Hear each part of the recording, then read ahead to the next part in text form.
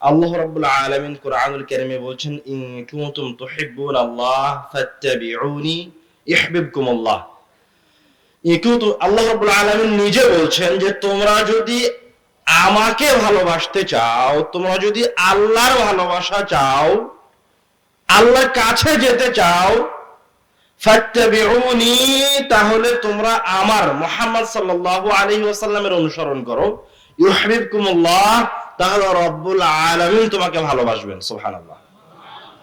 মানে আমার আপনার ভালোবাসা কোন জায়গায়? মুহাম্মদ সাল্লাল্লাহু আলাইহি ওয়াসাল্লামের ভালোবাসার সাথে। মুহাম্মদ সাল্লাল্লাহু আলাইহি ওয়াসাল্লামের ভালোবাসা ছাড়া আপনি এক পা সামনে আগাতে পারবেন না। যেমন আপনি গুরুত্বের সাথে আলহামদুলিল্লাহ বলেছেন শুরুতে, ঠিক তেমনই আপনাকে সাল্লাল্লাহু আলাইহি ওয়াসাল্লাম বলতে হতো। না বলা অপরাধ। কেমন অপরাধ? আল্লাহ রাসূল সাল্লাল্লাহু আলাইহি ওয়াসাল্লাম বলছেন, রাগিমা আনফু রাজুলিন, ওই লোকের নাক ধুলোয় ধূসরিত, ওই লোক ক্ষতিগ্রস্ত। কে? যুকিরতু ইনদাহু ওয়া লাম ইউসাল্লি আলাইয়া, যার সামনে আমার নাম বলা হয়েছে মুহাম্মদ, কিন্তু নাম শোনার পরে আমার উপর দরুদ পাঠ করেনি। কথা কি বুঝতে পারছেন? বলেন সাল্লাল্লাহু আলাইহি ওয়াসাল্লাম। তার চাইতে জরুরি যে হাদিস, যেহেতু আমরা মজলিসে উপস্থিত হয়েছি, এই মজলিসের সূচনা এবং এই মজলিসকে রব্বুল আলামিনের কাছে গ্রহণযোগ্য করার জন্য এবং এই মজলিসকে নেকিতে রূপান্তরিত করার জন্য, এই মজলিসকে রব্বুল আলামিনের মজলিসে রূপান্তরিত করার জন্য কিছু পদ্ধতি আছে। ওই পদ্ধতি ছাড়া আপনি যত যাই করেন না কেন, যত যাই বলেন না কেন, এই মজলিসের বরকত বা এই জিকিরের বরকত আপনি হাসিল করতে পারবেন না। আল্লাহ রাসূল সাল্লাল্লাহু আলাইহি ওয়াসাল্লাম বলছেন, মা জালাসা কওমুন ফি মাজলিসিন, যখন কিছু মানুষ কোন জায়গায় একত্রিত হয়, 5 জন মানুষ গল্প করার জন্য এক জায়গায় হয়েছে, বা 10 জন বন্ধু আড্ডা দেওয়ার জন্য একত্রিত হয়েছেন, বা চায়ের দোকানে 2 জন ব্যক্তি বসেছেন, যে কোনো জায়গায় পৃথিবীর যে কোনো স্থানে বসে লাম ইয়াযকুরিল্লাহ, বসার পরে রব্বুল আলামিনের নাম নেননি, তার জিকির করেননি, ওয়ালাম ইউসাল্লু আলা নবিয়িহিম, এবং আল্লাহর রাসূলের উপর দরুদ পাঠ করেননি। আল্লাহ রাসূল সাল্লাল্লাহু আলাইহি ওয়াসাল্লাম বলছেন, এই ব্যক্তিদের একত্রিত হওয়াটা, এই ব্যক্তিদের মাজলিসে বসাটা, বৈঠকে বসাটা, হাসি মজাক করতে বসাটা, এই ব্যক্তিদের এরকম জিকিরের মাজলিসে বসাটা, আলাইহিম তিরাতান ইয়াউমাল কিয়ামাহ, কিয়ামতের দিনে ক্ষতির কারণ হয়ে দাঁড়াবে। আল্লাহু বিল্লাহ। শুধুমাত্র কি কারণে? আল্লাহর জিকির আর আল্লাহর রাসূলের উপর দরুদ না থাকার কারণে। কথা আমি বলিনি, কথা কে বলছেন? মুহাম্মদ সাল্লাল্লাহু আলাইহি ওয়াসাল্লাম বলছেন। তো যতবার তার নাম আসবে ততবার সাল্লাল্লাহু আলাইহি ওয়াসাল্লাম বলবেন। খবরদার, তার নাম আসবে আর আপনি চুপ করে থাকবেন, দিয়ে আপনি মুসলমান হবেন, দিয়ে আপনি মুত্তাকি ব্যক্তি হবেন, দিয়ে আপনি নেকি অর্জন করবেন, এটা কোনোদিন হবে না। এই মাজলিসের জন্য এতটুকুই যথেষ্ট যে আপনি এখানে বসে থেকে আল্লাহ রাসূল সাল্লাল্লাহু আলাইহি ওয়াসাল্লামের উপর দরুদ পাঠ করবেন, এটাই মেলা। এটা গেল আল্লাহ রাসূল সাল্লাল্লাহু আলাইহি ওয়াসাল্লামের উপর দরুদ পাঠ না করলে তাকে শাস্তির সম্মুখীন করা হবে। আর যদি দরুদ পাঠ করা হয় তাহলে তার কি উপকারিতা? সংক্ষিপ্ত আকারে আল্লাহ রাসূল সাল্লাল্লাহু আলাইহি ওয়াসাল্লাম বলেছেন, যখন কোনো মুমিন বান্দা তার উপর একবার দরুদ পাঠ করে, বিনিময়ে রব্বুল আলামিন ওই বান্দার আমলনামা থেকে 10টি গুনাহকে মিটিয়ে দেন। সুবহানাল্লাহ। তার আমলনামায় 10টা নেকি লিপিবদ্ধ করেন। তার উপর রব্বুল আলামিন 10 বার রহমত বর্ষণ করেন। সুবহানাল্লাহ। রব্বুল আলামিন তার মর্যাদাকে 10 স্তর উপরে উঠিয়ে দেন। সুবহানাল্লাহ। একবার দরুদ পাঠ করার বিনিময়ে। সুবহানাল্লাহ। কয়টা ফজিলত পাওয়া গেল? 4টা। কি কি বলতে পারবেন? 10টা গুনাহ মাফ, 10টা নেকি লিপিবদ্ধ করা হবে, 10 মর্যাদাকে 10 স্তর উপরে উঠিয়ে দেওয়া হবে, 10 বার রহমত বর্ষণ করা হবে ওই ব্যক্তির। আলোচনা যা শুনছেন তা মনোযোগ দিয়ে শোনেন, চোখে চোখ রাখে, যেন মনে রাখতে পারেন। এরপরে যখন দরুদ পাঠ করবেন তখন এই ফজিলতটা আপনার অন্তরে থাকবে, তাহলে এই ফজিলতটা পাওয়া যাবে। কানা হুজুরের মতো কি বলছি তা জানি না, কি শুনছি তা জানি না, কি রব্বুল আলামিনকে বলছি তা বুঝি না, এইভাবে জিকির করলে সে জিকিরের ভালো ফলাফল পাওয়া যাবে না। জিকির করার সময় ওই জিকিরের কি ফলাফল আছে ওটাকে অন্তরে রেখে রব্বুল আলামিনের জিকির করতে হবে, তার নাম জিকির। আর আপনি যদি এমনি মুখে মুখে বলতে থাকেন তাহলে ওটা হলো মুখস্থ। মুখস্থ বুঝেন? হাফেজ কোরআন মাজিদ মুখস্থ করছে, ওটা ভিন্ন জিনিস। আর হাফেজ কোরআন মাজিদের আয়াত কি বুঝে বুঝে পড়ছে, জিকির করছে, ওটা ভিন্ন জিনিস। মুখস্থ করাকে আরবিতে বলে হিফিজ করা। আমরা হাফেজ বলি না, ওটা কিন্তু আরবি শব্দ, বাংলা শব্দ নয়। যে কোরআন মাজিদ হিফজ করে তাকে আমরা কি বলি? হাফেজ বলি না জাকির বলি? হাফেজ বলি। আর জাকির কে? যে জিকির করে তাকে জাকির বলে। মানে হাফেজ আর জাকির হওয়ার মাঝে পার্থক্য আছে। সব হাফেজ যদি জাকির হতো তো বাংলাদেশে কি হাফেজের অভাব আছে? হাফেজ গুলো দুষ্ট হয় কেন? মানে ও হাফেজ হয়ে যায়, মুখস্থ করেছে, কিন্তু ও জাকির নয়। শব্দ দুটো কি বুঝতে পারছেন? মনে রাখেন শব্দ দুটো, একটা হচ্ছে হাফেজ, আরেকটা হচ্ছে জাকির। তো হাফেজ আর জাকিরের মধ্যে পার্থক্য কি? হাফেজ হচ্ছে আমি কোন একটা জিনিস মুখস্থ করে নিয়েছি, ওটার কোনো অনুভূতি আমার মাঝে নাই। আর জাকির হচ্ছে এমন একটা শব্দ আমার মনে আছে, এমন একটা বাক্য আমার মনে আছে, ওই বাক্যে কি বলছি, ওই বাক্যের ফজিলত কি, তা সব আমি অন্তর দিয়ে অনুভব করছি। বুঝাতে পারলাম না মনে হয়? জামিয়া সালাফিয়া যখন আপনি ঢুকবেন, ঢুকতেই মনে হবে একটা অন্যরকম জায়গা। এত বড় প্রতিষ্ঠান, পরিবেশটাই ভিন্ন রকম, বাহির একরকম ছিল, ভেতরে ঢুকতে আর এক রকম।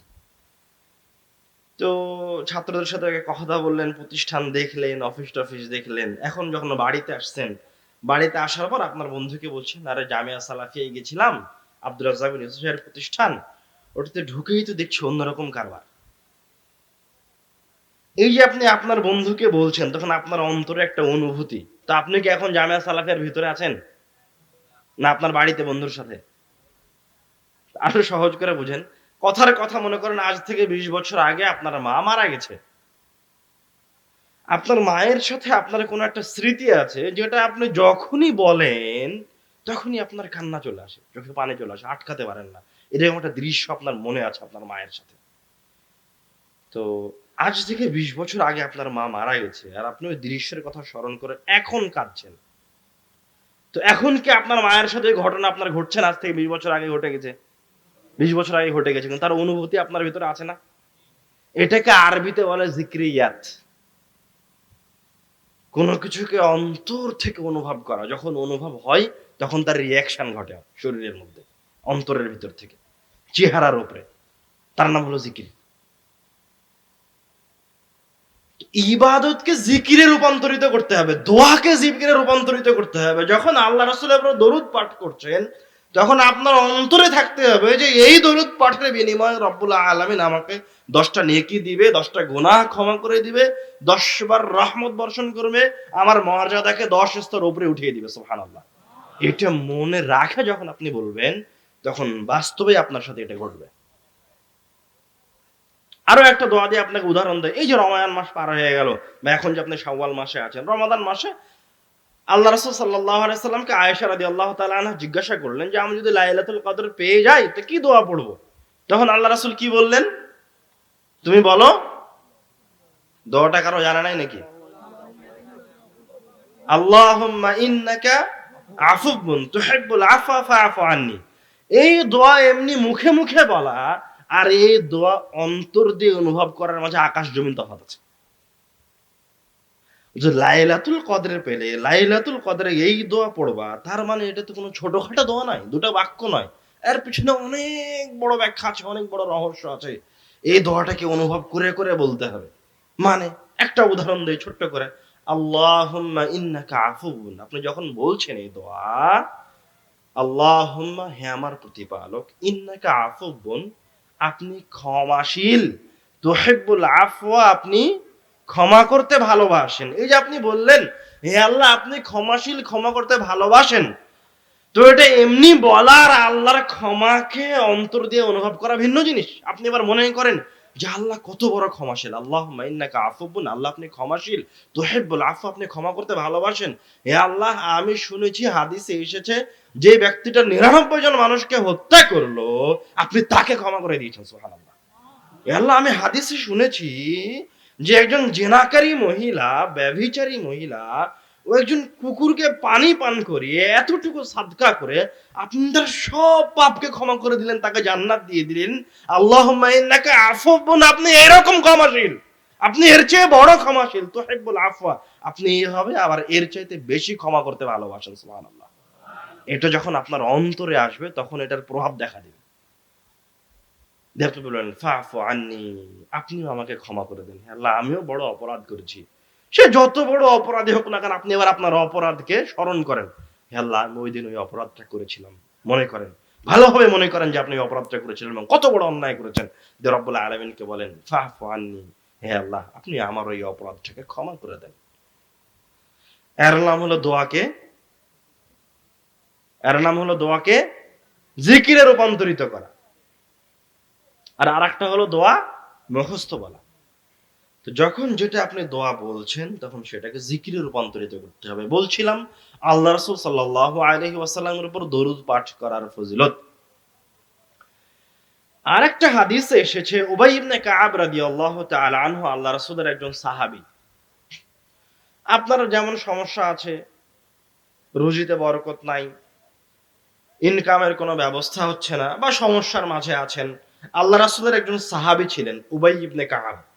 তারও কিছু সমস্যা ছিল। উনি আল্লাহ রাব্বুল আলামিনের কাছে চাইতেন, তার মনের বাসনা ব্যক্ত করতেন। তো একদিন এসে আল্লাহ রাসূলকে জিজ্ঞাসা করছেন, ইয়া আল্লাহ রাসূল, ইন্নী উকসিরু সালাতা আলাইকা, আমি আপনার উপর অনেক বেশি বেশি দরুদ পাঠ করি। ফাকাম আজআলু লাকা সালাতি, আপনি একটু আমাকে একটা সময় নির্ধারণ করে দিন তো, যে রব্বুল আলামিনের কাছে দোয়া করার সময় কতক্ষণ আপনার উপর দরুদ পাঠ করতে হবে। কেন সাহাবী এই কথা আল্লাহ রাসূলকে জিজ্ঞাসা করছেন? কেননা সাহাবী জানেন যে রব্বুল আলামিনের ভালোবাসা পাওয়া বা দোয়া কবুল হওয়ার জন্য কি দরকার? মুহাম্মদ সাল্লাল্লাহু আলাইহি ওয়াসাল্লামকে ভালোবাসা দরকার। আর তার ভালোবাসার প্রকাশ পাবে কি দিয়ে? তার অনুসরণ দিয়ে, তার উপর দরুদ দিয়ে। তো তার দোয়ার এখন কবুল হওয়ার দরকার। আপনার এখন দোয়াটা কবুল হওয়ার দরকার। বিপদে পড়ে আছেন, দোয়া কবুল হয় না, খুব বিপদ। যখন আল্লাহ রাসূলকে গিয়ে উবাই ইবনে কাব জিজ্ঞাসা করছে, এই যতক্ষণ দোয়া করছি তার মাঝে কতক্ষণ আপনার উপর দরুদ পাঠ করবো আল্লাহ রাসূল?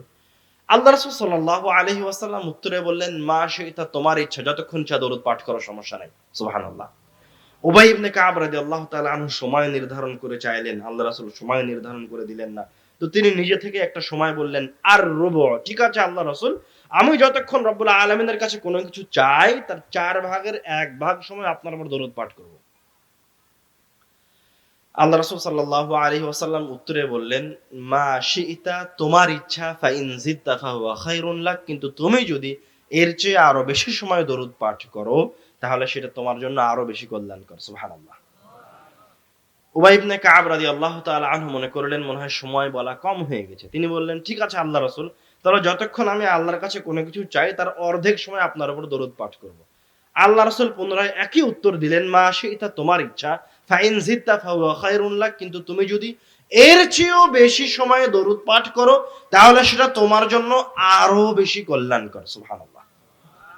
উবাই ইবনে কাব আবার আল্লাহ রাসূলকে বললেন, ঠিক আছে আল্লাহ রাসূল, আমি যতক্ষণ রব্বুল আলামিনের কাছে কোনো কিছু চাই তার 4 ভাগের 3 ভাগ সময় আপনার উপর দরুদ পাঠের জন্য বরাদ্দ করলাম। সুবহানাল্লাহ। আল্লাহ রাসূল পুনরায় আবার একই উত্তর দিলেন, মা শি'তা, তোমার ইচ্ছা, ফা ইন জিদতা ফাহুয়া খায়রুন লাক, তুমি যদি এর চেয়েও বেশি সময় দরুদ পাঠ করো তাহলে সেটা তোমার জন্য আরো বেশি কল্যাণকর হবে। সুবহানাল্লাহ। উবাই ইবনে কাব রাদিয়াল্লাহু তাআলা আনহু এবার আল্লাহ রাসূলকে বলছেন, ঠিক আছে আল্লাহ রাসূল, আজআলু লাকা সালাতি কুল্লাহা, আমি যতক্ষণ রব্বুল আলামিনের ইবাদত করি সারাটা সময় খালি আমি আপনার উপর দরুদই পাঠ করব, আর কিছু বলবো না। সুবহানাল্লাহ। মানে আমার যে চাওয়াটা ছিল, যে বিপদের মাঝে আছে আমি আর সেটা আল্লাহকে বলবো না, আমি খালি আপনার উপর দরুদই পাঠ করতে থাকবো। এবার আল্লাহ রাসূল সাল্লাল্লাহু আলাইহি ওয়াসাল্লাম তার উত্তরকে পরিবর্তন করলেন। তিনি বলছেন, উচিতা হাম্মাক, তুমি যদি এইভাবে দরুদ পাঠ করতে থাকো তাহলে তোমার অন্তরের যেই চাওয়া আছে, তোমার অন্তরের মাঝে যেটা ঘুরপাক খাচ্ছে, যেটা তুমি রব্বুল আলামিনকে বলেছো, বারবার বলতে চাচ্ছ, তুমি যে অসুবিধার মাঝে আছো, তুমি যে বিপদের মাঝে আছো, তুমি যে কষ্টের মাঝে আছো, অতি তাহাম্মাক, তোমার অন্তরে যা আছে সব রব্বুল আলামিন পূরণ করে দিবেন, সুবহানাল্লাহ। অথচ তুমি রব্বুল আলামিনকে বলোইনি যে তুমি কি চাও। এতটুকু বিনিময় বলাই যথেষ্ট ছিল যে তোমার অন্তরের সব চাহিদা পূরণ করে দেওয়া হবে। এতটুকুই সাহাবীর চাওয়াও ছিল। কিন্তু আল্লাহ রাসূল সাল্লাল্লাহু আলাইহি ওয়াসাল্লাম এতটুকু বলেই থামলেন না, আরো বললেন, গফিরা লাকা যামবাক, রব্বুল আলামিন তোমার পাপকেও ক্ষমা করে দিবেন, সুবহানাল্লাহ। মানে আল্লাহ রাসূলের উপরে দরুদ পাঠ করে দুনিয়াকেও পাওয়া যাবে, পরকালকেও পাওয়া যাবে। কথা কি আমার বুঝতে পারলেন? তো আল্লাহ রাসূল সাল্লাল্লাহু আলাইহি ওয়াসাল্লামের উপর দরুদ পাঠ করা কোনো ছোটখাটো জিনিস নয়। আমি দরুদ পাঠ করি আল্লাহ রাসূলের উপর, কিন্তু আমি ইবাদত করি রব্বুল আলামিনের, সুবহানাল্লাহ। এর নাম হচ্ছে দরুদ। আল্লাহ রাব্বুল আলামিন কুরআনুল কারীমে বলছেন, ইন্নাল্লাহা ওয়া মালাইকাতাহু ইউসাল্লুনা আলান নবী, নিশ্চয় আল্লাহ রাব্বুল আলামিন নিজে এবং তার ফেরেশতারা আল্লাহর রাসূল সাল্লাল্লাহু আলাইহি ওয়াসাল্লামের উপর দরুদ পাঠ করেন, সালাত পাঠ করেন, সুবহানাল্লাহ। ইয়া আইয়ুহাল্লাযীনা আমানু সাল্লু আলাইহি ওয়া সাল্লিমু তাসলিমা, হে মুমিন ঈমানদারগণ, যারা আমার উপর ঈমান আনয়ন করেছো, আমাকে আল্লাহ বলে বিশ্বাস করো, তোমরাও এই রাসূলের উপর, আমার এই বান্দার উপর, আমার এই গোলামের উপর, আমার এই দাসের উপর দরুদ পাঠ করো, সুবহানাল্লাহ। এবার আপনি কল্পনা করেন, এই পৃথিবীর সৃষ্টিকর্তা রব্বুল আলামিন নিজে বলছেন যে আমি আল্লাহ। স্বাভাবিকভাবে বললেও পারতেন যে আমি আল্লাহ এই রাসূলের উপর সালাত পাঠ করি, কিন্তু রব্বুল আলামিন স্বাভাবিকভাবে বললেন না, জোর তাগিদ দিয়ে বলছেন। আরবিতে তাগিদ দেওয়ার জন্য একটা শব্দ আসে, ওটার নাম হচ্ছে ইন্না। বলছেন ইন্নাল্লাহ, শুধু আল্লাহ বললেও হতো, আল্লাহু ওয়া মালাইকাতুহু বললেও বাক্য ঠিক হতো, অর্থ ঠিক থাকতো, কিন্তু রব্বুল আলামিন জোর দেওয়ার জন্য বলছেন ইন্নাল্লাহ, নিশ্চয় আল্লাহ তাআলা নিজে, ওয়া মালাইকাতুহু, এবং নিশ্চয় তার ফেরেশতারাও এই রাসূলের উপর সালাত পাঠ করে, সুবহানাল্লাহ। আল্লাহ এই রাসূলের উপর সালাত পাঠ করে মানে রব্বুল আলামিন এই রাসূলের প্রশংসা করেন।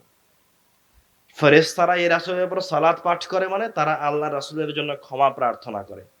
দিয়ে রব্বুল আলামিন বলছেন, ইয়া আইয়ুহাল্লাযীনা আমানু সাল্লু আলাইহি ওয়া সাল্লিমু তাসলিমা, হে মুমিন বান্দাগণ। আগে আল্লাহ নিজেরটা বলে নিলেন, তারপরে ফেরেশতাদের কথা বললেন, তারপরে এবার আমাদেরকে বলছেন যে তোমরাও এই রাসূলের উপর দরুদ পাঠ করো।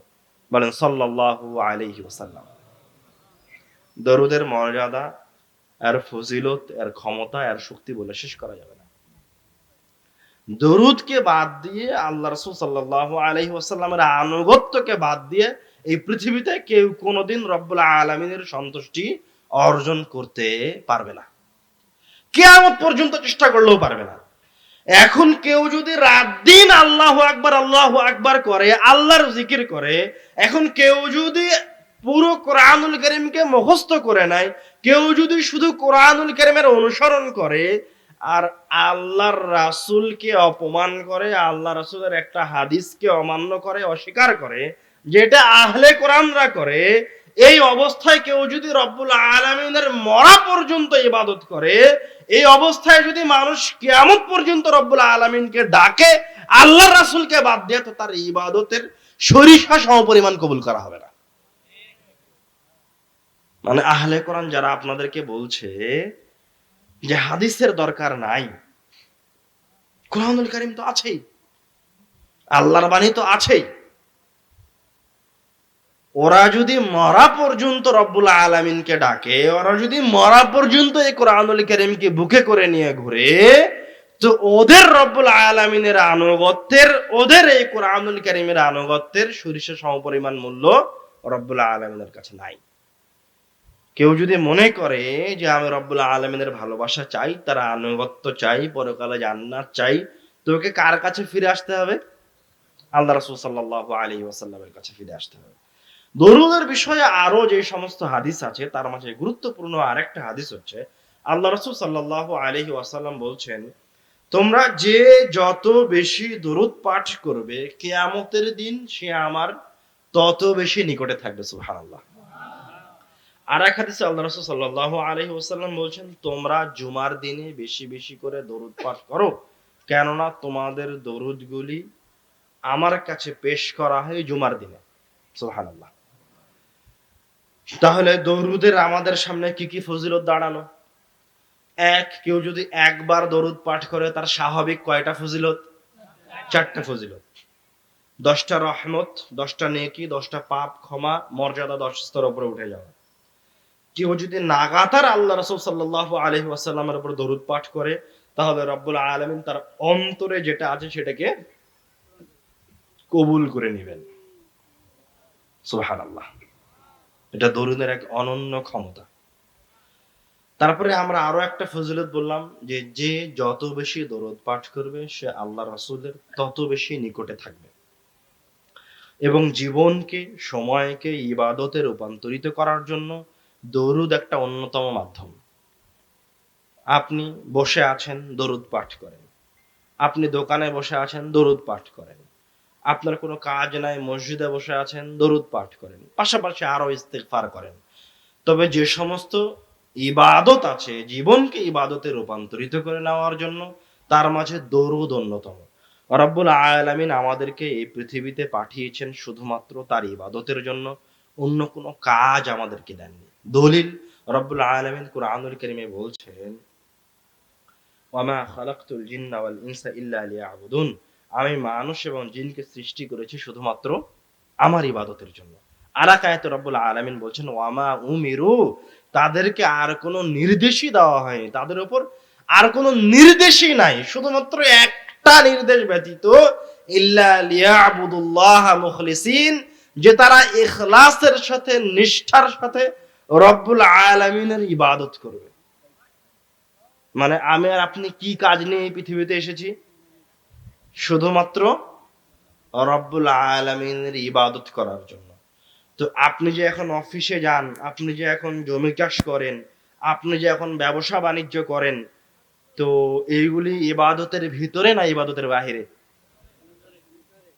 তো আপনি কি আপনার ভ্যান চালানোকে ইবাদতে রূপান্তরিত করেছেন আপনার মনে হয়? আপনার কি মনে হয় যে আপনি ভ্যান চালাচ্ছেন আর রব্বুল আলামিনের ফেরেশতারা আপনার আমলনামায় নেকি লিখছে? সেটা কিভাবে হবে? আল্লাহ রাব্বুল আলামিন তো আর কোনো কাজ দেননি। তো রব্বুল আলামিন তো নিজে আমাদেরকে রিজিক অন্বেষণের নির্দেশ দিয়েছেন। তো রিজিক অন্বেষণকেও তো রব্বুল আলামিনের ইবাদতে রূপান্তরিত করতে হবে। সেটা কিভাবে হবে? আপনি যখন ভ্যান নিয়ে বের হয়েছেন, তখন নিয়াতকে ত্রুটিমুক্ত করেন। যে হে আল্লাহ, আপনি রিজিক অন্বেষণের নির্দেশ দিয়েছেন। আপনি আমাকে আমার পেটের জিম্মেদারি দিয়েছেন, আমার সন্তান সন্ততির এবং আমার স্ত্রীর পেটের জিম্মেদারি দিয়েছেন। এজন্য আমি রিজিক অন্বেষণ করতে বের হয়েছি। আপনি ভ্যানটা চালাচ্ছেন, ভ্যানে কোনো হারাম দ্রব্য বহন করিয়েন না। তামাক, জর্দা, গুল, বিড়ি, সিগারেট, এগুলো আপনি হারাম জিনিস ভ্যানে করে নিয়ে যায়েন না। কেন নিয়ে যায়েন না? রব্বুল আলামিন আপনি আমাকে রিজিক অন্বেষণের নির্দেশ দিয়েছেন হালাল উপায়ে। আমি আপনার নির্দেশ অনুযায়ী রিজিক অন্বেষণ করছি। তো আপনি যতক্ষণ ভ্যান চালাচ্ছেন ততক্ষণ আল্লাহর ফেরেশতারা আপনার আমলনামায় নেকি লিখছে। সুবহানাল্লাহ। এটা একটা স্বাভাবিক কাজ, আপনি এটাকে ইবাদতে রূপান্তরিত করে নিয়েছেন। কৃষক মানুষ জমিতে চাষ করতে গেছেন, আপনি জমিতে চাষ করছেন, কিন্তু এটা রব্বুল আলামিনের ইবাদত। আপনি জমিতে চাষ করছেন, গাছ লাগাচ্ছেন, ফেরেশতারা আপনার আমলনামায় নেকি লিখছে। আপনি শুধু আপনি আরেকজনের ক্ষতি করিয়েন না। আর জমি থেকে 2টা আলু তুলে নিয়েন না, আপনার জমি কাটে বড় করিয়েন না, আপনি আরেকজনের উপর জুলুম করিয়েন না। হালাল উপায়ে রিজিকটা অন্বেষণ করেন। আপনি যে এই রিজিক অন্বেষণ করছেন সেটা রব্বুল আলামিনের ইবাদত। সুবহানাল্লাহ। এটা হলো এক স্তরের পেশা। এটাতে নিয়তকে ত্রুটিমুক্ত করলে নেকি পাওয়া যায়। আবার কিছু পেশা আছে যেটা এর চাইতে ভালো। পেশা কি সব এক? আপনার কাছে যেমন একজন ব্যবসায়ী আর একজন ভ্যান চালক সমান নয়, একজন শিক্ষক সমান নয়, ঠিক তেমনি আল্লাহর কাছেও একজন ভ্যান চালক, একজন কৃষক, একজন ব্যবসায়ী, একজন শিক্ষক সমান নয়। আল্লাহর কাছেও এগুলি আলাদা আলাদা মর্যাদাবান ব্যক্তি। ভ্যান চালক, কৃষক, সে তার কাজকে ইবাদতে রূপান্তরিত করেছে, শেষ হয়ে গেছে, বিনিময় ওখানে শেষ। এখন আসেন আর একটা পেশায় আসেন, ব্যবসা। ব্যবসাতেও আপনি কোনো হারাম কাজে লিপ্ত হয়েন না, সুদ ঘুষ লোন মুক্ত ব্যবসা করেন। ব্যবসায় কোনো হারাম জিনিস বিক্রি করিয়েন না, মদের ব্যবসা করিয়েন না, তামাক জর্দা গুলের ব্যবসা করিয়েন না। আপনি যদি ব্যবসায় হারামকে ত্যাগ করেন তাহলে এই ব্যবসা তো এক ইবাদতে রূপান্তরিত হলো। এটা তো হলোই, এটা তো নেকি, এটা তো হয়েই গেছে। কিন্তু আপনি যে ব্যবসা করছেন, ব্যবসা যে কৃষি কাজের চাইতে উন্নত পেশা, এই জায়গায় যে রিস্ক নিতে হয়, এই জায়গায় যে বেশি পরিশ্রম করতে হয়, এই জায়গায় যে বেশি সক্ষমতা লাগে, তো এটার জন্য রব্বুল আলামিন একজন স্বাভাবিক কৃষক ভ্যান চালকের চাইতে বেশি মর্যাদা দিয়েছেন। বেশি মর্যাদা কি? একজন সৎ ব্যবসায়ী কিয়ামতের দিন রাসূল, সিদ্দিকিন, শহীদদের সাথে থাকবে। সুবহানাল্লাহ। আপনি কি কথা বুঝতে পারছেন? এরপরে আরেকটা পেশায় যাই, শিক্ষকতা পেশা। এটাও যেমন আপনার কাছে অন্যান্য পেশার থেকে আলাদা, রব্বুল আলামিনের কাছেও আলাদা। আল্লাহ রাসূল সাল্লাল্লাহু আলাইহি ওয়াসাল্লাম বলছেন, খায়রুকুম মান তাআল্লামাল কুরআনা ওয়া আল্লামা।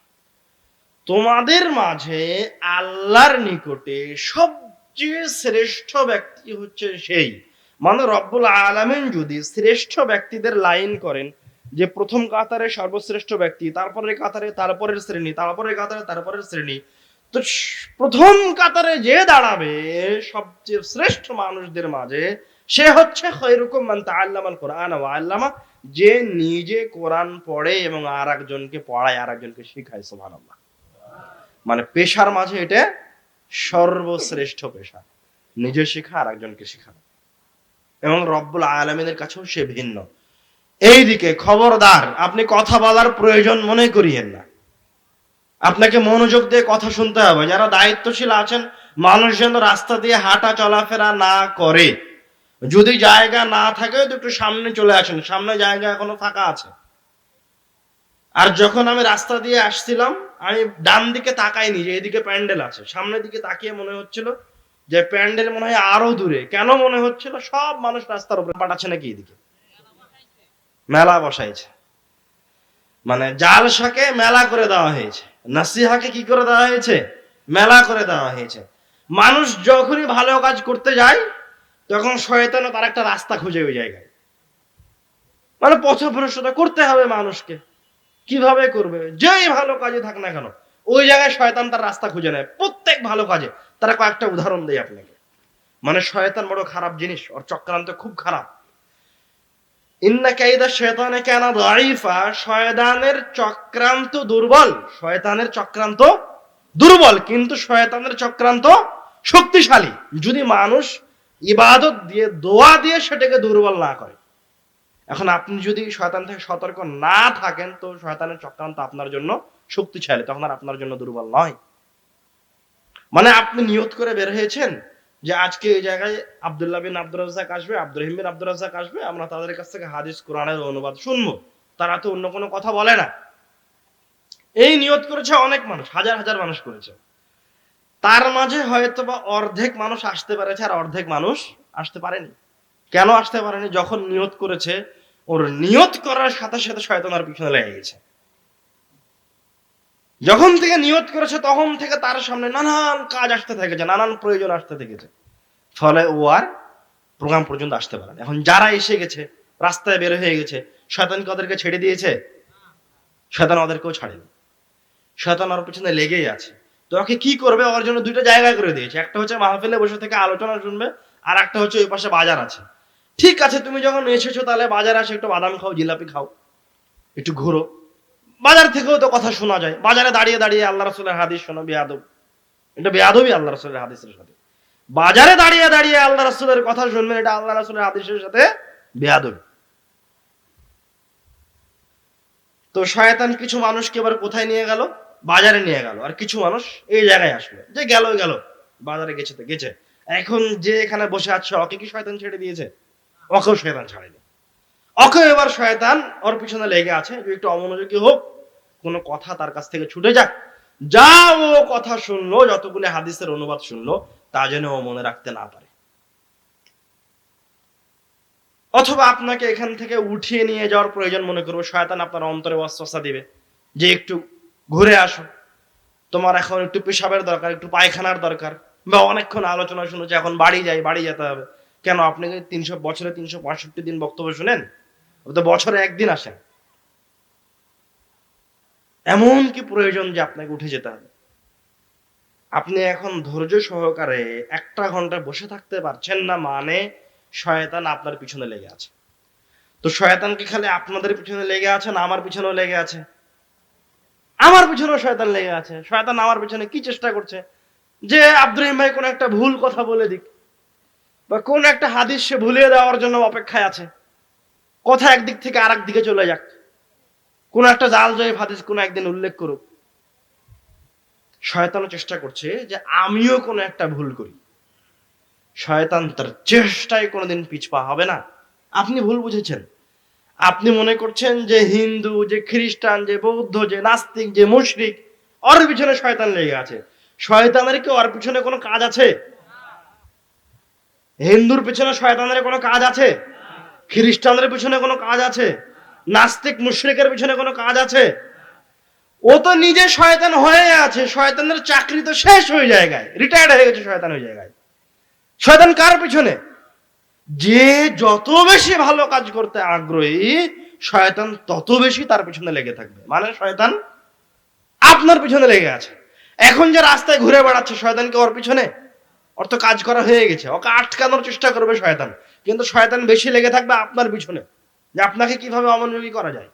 পর কথা হচ্ছে যে এখন বাজারে দাঁড়িয়ে আছে, বাজারে দাঁড়িয়ে থেকে জিলাপি খেতে খেতে আমাদের কথা শোনার প্রয়োজন মনে করছে, ও হচ্ছে শয়তানদের সাথে আছে।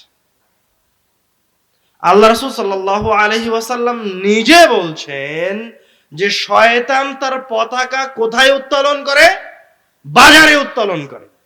কথা কি বুঝতে পারছেন? শয়তান তার পতাকা কোথায় উত্তোলন করে? বাজারে উত্তোলন করে। মানে শয়তান বিজয়ী হয় কোন জায়গায়? বাজারে বিজয়ী হয়। আর আপনি যে এই জায়গায় বসে আছেন, এই জায়গায় কে থাকে? এই দার্সে এখন কে আছে আপনাদের সাথে? ফেরেশতারা আছে। এই কথা আমি বলিনি, আল্লাহ রাসূল সাল্লাল্লাহু আলাইহি ওয়াসাল্লাম বলেছেন। মানে এটা আপনাকে অনুভব করতে হবে। এটা আপনাকে অনুভব করতে হবে। এই যে আমার মতো একজন পাপিষ্ঠ বান্দা রব্বুল আলামিনের ফেরেশতাদের সাথে বসে আছে। সুবহানাল্লাহ। এই যে এতক্ষণ ধরে বসে আছেন, কখনো কি আপনি এটা অনুভব করেছেন, কল্পনা করেছেন? আপনার মাথায় আসছে? বলেন দেখি সত্যি সত্যি। হ্যাঁ, আসছে আপনাদের মাথায়? কারো মাথায় আসছে? হাত উঠান দেখি। দুই একজন মানুষ। ওই যে একজন মানুষ পাওয়া গেছে যে তার অন্তরে একবার হলেও খেলেছে যে আমি এই জায়গায় কোনো স্বাভাবিক অবস্থায় স্বাভাবিক স্থানে বসে নাই, আমি আছি এবং আমার সাথে রব্বুল আলামিনের ফেরেশতারা আছে। সুবহানাল্লাহ। এই মাজলিসে আমি কিভাবে অমনোযোগী হই, এই মাজলিস ছেড়ে দিয়ে আমি কিভাবে রাস্তায় দাঁড়িয়ে থাকি, এই মাজলিস ছেড়ে দিয়ে আমি কিভাবে বাজারে বসে বসে থেকে আল্লাহ রাসূলের হাদিস শুনি। অথচ আল্লাহ রাসূলের হাদিস শোনার আদব হচ্ছে সামনে বসে থেকে মনোযোগ সহকারে হাদিস শুনতে হবে। সাহাবায়ে কেরামগণের আদব। সাহাবায়ে কেরামগণের আদব মানে সাহাবায়ে কেরামগণ বলছেন যখন আল্লাহ রাসূল আমাদের সামনে কথা বলেন তখন আমাদের অবস্থা কেমন? কাআন্না আলা রুউসিনা তাইর। আমরা তখন এমন হয়ে যায় যে পাখি আমাদেরকে জড়বস্তু মনে করবে। পাখি আমাদেরকে কোনো পাথর বা ডাল বা জড়বস্তু মনে করে আমাদের মাথার উপর বসে থাকবে। এরকম নিস্তব্ধ, নীরব, নিশ্চুপ হয়ে আমরা আল্লাহ রাসূল সাল্লাল্লাহু আলাইহি ওয়াসাল্লামের কথাকে শুনতাম। আর আপনার কথা শোনার জন্য বাদাম খাওয়ার প্রয়োজন হচ্ছে। আপনাকে কথা শোনানোর জন্য নাকি মাঝে মাঝে হাসানোর প্রয়োজন হয়, নাউজুবিল্লাহ মিন যালিক। না হলে নাকি মজলিস জমে না। মিথ্যুক, বেয়াদব। মাজলিস জমানোর জন্য হাসানোর প্রয়োজন নাই। কে আপনাকে মাজলিস জমাতে বলেছে? কে আপনাকে জালসা জমাতে বলেছে? আপনি আল্লাহ রাসূলের হাদিসের অনুবাদ করতে থাকেন। রব্বুল আলামিন যাকে হেদায়েত দেওয়ার তাকে হেদায়েত দিবেন, সে ধৈর্য সহকারে বসে থাকতে পারে। আল্লাহ রাব্বুল আলামিন মুহাম্মদ সাল্লাল্লাহু আলাইহি ওয়াসাল্লামকে বলছেন, ইন্নাকা লা তাহদি মান আহবাবতা। তুমি যাকে ভালোবাসো বা তুমি যাকে চাও তাকে তুমি হেদায়েত দিতে পারবা না। কে হেদায়েত দিবে? আল্লাহ রাব্বুল আলামিন যাকে চান তাকে হেদায়েত দিবে। আপনাকে কে বলেছে ওই লোকটাকে হেদায়েত দিতে হবে? কিছু কৌতুক বলে ওকে এই জায়গায় বসিয়ে রাখতে হবে? ধর্মকে বিক্রি করার জন্য আমরা আসিনি। ধর্মকে বিক্রি করার প্রয়োজন নাই। আপনি আমাদের অবস্থা এমন যে আমরা মনে করেছি যে শয়তান মরে গেছে, শয়তান নাই, আর আমরা ভালো মানুষ বেঁচে আছি। আমাদের অবস্থা কি? শয়তান আর নাই, শয়তান মরে গেছে। অথচ শয়তান এত শক্তিশালী যে রব্বুল আলামিন যাকে নিজে হাতে বানালেন, আদম আলাইহিস সালাতু ওয়াস সালাম, তাকেও ভুল করালেন। ওই ঘটনা আমরা এইভাবে শুনেছি সব সময় যে আদম আলাইহিস সালাম আল্লাহর নাফরমানি করেছে, আদম আলাইহিস সালাম অন্যায় করেছে। আমরা এইভাবে শুনেছি যে আদম আলাইহিস সালাম ভুল করেছে। একজন নবী ভুল করতে পারে আপনার মনে হয়? একজন নবী রব্বুল আলামিনের নাফরমানি করতে পারে, তা আবার সেটা সাধারণ নবী নয়, যাকে রব্বুল আলামিন নিজে হাতে বানিয়েছেন, তারপর রব্বুল আলামিন তার ভিতরে রূহ ফুঁকে দিয়েছেন নিজে, তার নাম হচ্ছে আদম আলাইহিস সালাতু ওয়াস সালাম। কিভাবে মনে করলেন সে রব্বুল আলামিনের নাফরমানি করতে পারে? ওই ঘটনাকে ভুলভাবে আপনার সামনে উপস্থাপন হয়েছে, বা আপনি ওটাকে সঠিকভাবে বুঝতে পারিনি। ঘটনা কি? ওই ঘটনায় রব্বুল আলামিন আদম আলাইহিস সালাতু ওয়াস সালামকে শিখাচ্ছেন, বা আদম আলাইহিস সালাতু ওয়াস সালামের সাথে শয়তানের প্রথম সাক্ষাৎ করাচ্ছেন, এবং শয়তানের শক্তি কতখানি, শয়তান মানুষকে কিভাবে পথভ্রষ্ট করে তার একটা উদাহরণ পেশ করেছেন। কিভাবে পথভ্রষ্ট করে? আদম আলাইহিস সালাম স্বাভাবিকভাবে ওই ফল খাননি, তাকে ভুল করানো হয়েছে, তিনি ভুল করেননি। কিভাবে করানো হয়েছে? রব্বুল আলামিন নিজে কোরআনুল কারীমে বলছেন যে শয়তান এসে আদম আর হাওয়াকে বলল, আদম আর হাওয়ার সামনে শয়তান আসলো, আসার পরে স্বাভাবিকভাবে ওই ফল খেতে বলেনি। কি কি করেছে রব্বুল আলামিন কোরআনুল কারীমে তার বিস্তারিত ঘটনা বর্ণনা করেছেন একাধিক সূরায়। কোরআনুল কারীম ভর্তি এই ঘটনা দিয়ে। বলছেন কাসামাহুমা, শয়তান আদম আর হাওয়ার সামনে এসে আমার শপথ করলো, বললো আল্লাহর কসম। কে কসম খাচ্ছে? শয়তান কসম খাচ্ছে। কার সামনে? নবীর সামনে। আদম আর হাওয়ার সামনে শয়তান এসে কার কসম খাচ্ছে? আল্লাহর কসম খাচ্ছে। শয়তান কত বড় শয়তান চিন্তা করেন। এই কথা রব্বুল আলামিন কোরআনুল কারীমে বলছেন, না আপনাদেরকে শোনাচ্ছেন, আপনাদেরকে বোঝাচ্ছেন রব্বুল আলামিন। কাসামাহুমা, শয়তান আল্লাহর কসম করে আদম আর হাওয়াকে বলল, ইন্নী লাকুমা, আওয়াল্লাহে আল্লাহর কসম, আল্লাহে আল্লাহর কসম, ইন্নী নিশ্চয় আমি, অবশ্যই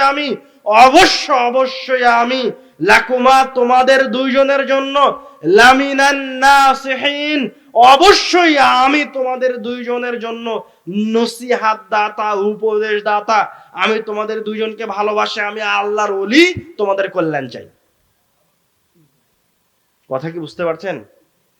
মানে শয়তান আল্লাহর ওলি সেজে এসেছে, বড় পরহেজগার বান্দা সেজে এসেছে আদম আর হাওয়ার সামনে। সুন্দর চেহারা, দেখেই মনে হবে রব্বুল আলামিনের কোনো বড় ওলি পরহেজগার বান্দা এসেছে। আসে এবার আদম আলাইহিস সালামকে বলছে, তুমি যদি এই ফল খাও তো এই ফলের এই উপকারিতা আছে, এই ফল যদি খাও তো রব্বুল আলামিন তোমাকে আর কোনোদিন জান্নাত থেকে বের করবে না। তুমি যদি এই ফল খাও তাহলে তোমাকে যে রব্বুল আলামিন যৌবন দান করেছেন তোমাদের দুইজনকে, এই যৌবন তোমাদের আর শেষ হবে না। এইভাবে শয়তান ওই ফলের ফজিলত বলতে থেকেছে, আল্লাহর কসম খাচ্ছে, নিজেকে নসিহতকারী, উপদেশ দাতা হিসেবে, আল্লাহর ওলি হিসেবে দাবি করছে। শয়তান কত বড় শয়তান! এখন মানুষের একটা স্বাভাবিক ফিতরাত আছে, যখন তার সামনে খারাপকেও বারবার উপস্থাপন করা হয় তখন সে খারাপটা তার কাছে স্বাভাবিক হয়ে যায়। আদম আলাইহিস সালামকে তো রব্বুল আলামিন বলেননি যে এই ফল খেলে কি হবে, খালি বলেছেন তোমরা এই ফল খাবা না, এতটুকুই নির্দেশ। কিন্তু বারবার যখন রব্বুল আলামিনের ওলি দাবি করে একজন ব্যক্তি বলছে যে এই ফলের এই উপকারিতা, তখন আদম আর হাওয়া, মানুষ তার ফিতরাত, স্বাভাবিক তবিয়তে মনে হয়েছে, বাস্তবেই মনে হয় এই ফলের অসংখ্য ফজিলত আছে। তারা ফল খেয়ে ফেলেছে। যখন ফল খাওয়া হয়ে গেছে, আল্লাহর নাফরমানি হয়ে গেছে, তখন এবার রব্বুল আলামিন তাদেরকে ডেকেছেন যে তোমরা অন্যায় করেছো। তখন শয়তানও পালিয়ে গেছে, কাজ শেষ, আল্লাহর ওলি আর নাই। তো এখন আপনি কি মনে করছেন যে শয়তান যদি আল্লাহর ওলি সেজে একজন নবীর সামনে আসতে পারে, তো শয়তান কি আপনার সামনে আসতে পারে না? না শয়তান মরে গেছে? ইবলিস মরে গেছে? আরে ইবলিস তো মরেনি।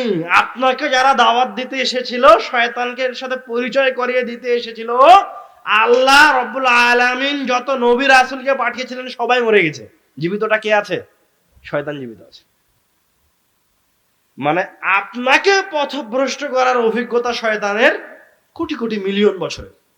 আপনাকে পথভ্রষ্ট করা শয়তানের কাছে চুটকি বাজানোর মতো, সেকেন্ডের বিষয়। যদি আপনি একটু অসতর্ক হন, 19-20 হন, তো শয়তান আপনাকে কোথায় থেকে কোথায় নিয়ে চলে যাবে আপনি বুঝতেই পারবেন না। এই জন্য আব্বু যখন আলোচনা করেন তখন বলেন যে যারা তাফসির কারক শতকরা 99% মুফাসসির মিথ্যুক। কেন বলেন? কেন বলেন এই কথা? হাদিসকে তদন্ত করার প্রয়োজন মনে করে না, মনে করে যে এই জায়গায় এসে মানুষকে হাসানোর প্রয়োজন আছে, মানুষকে মুগ্ধ করার প্রয়োজন আছে, মানুষকে একটু মজা দেওয়ার দরকার আছে, তখন নানান কথা বলে। কিন্তু ও জানে না যে শয়তান তাকেও পথভ্রষ্ট করার জন্য বসে আছে। মানুষ যারা তাওহীদি জনতার সামনে বসে আছে তারা মনে করছে আমার সামনে যে ব্যক্তি কথা বলছে সে তো দেখতে খুব সুন্দর, মাথায় বিশাল বড় পাগড়ি, মুখে বড় দাড়ি, দেখতে খুব সুন্দর, এই মানুষ কোনোদিন ভুল বলতে পারে? এটা হচ্ছে মানুষের স্বাভাবিক ধারণা। মানুষকে যাচাই বাছাই করে দলিল নিয়ে আমল করতে হবে। মানুষ যখন দলিল ছেড়ে দিবে, যাচাই বাছাই করা ছেড়ে দিবে, তখন মানুষ ধীরে ধীরে পথভ্রষ্ট হয়ে যাবে। রব্বুল আলামিন আপনাকে এই পৃথিবীতে পরীক্ষা করার জন্য পাঠিয়েছেন। রব্বুল আলামিন আপনাকে এই পৃথিবীতে মজা করার জন্য পাঠাননি। রব্বুল আলামিন এই পৃথিবীতে আপনাকে পাঠিয়েছেন আপনি কেমন তার ইবাদত করতে পারেন সেটা দেখার জন্য।